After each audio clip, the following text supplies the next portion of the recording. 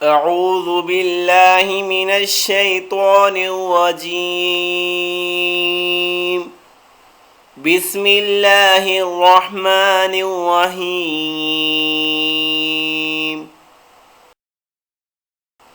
جب حضور صلی اللہ علیہ وسلم نے ایک شخص کو غصہ کی حالت میں دیکھا تو فرمایا، میں ایک ایسا کلمہ جانتا ہوں، اگر یہ غصیلا شخص اس سے پڑھ لے تو وہ اس کا غصہ ختم کر دے گا، اور وہ کلمہ یہ ہے، اللہم انی اعوذ بک من الشیطان الرجیم۔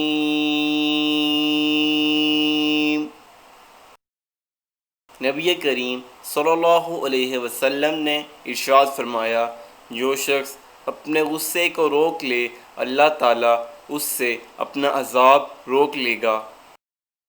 مزید اسلامی ویڈیوز کے لیے ہمارے چینل ذخیرہ آخرت کو سبسکرائب کریں، ویڈیوز کو لائک اور شیئر کریں۔ جزاک اللہ۔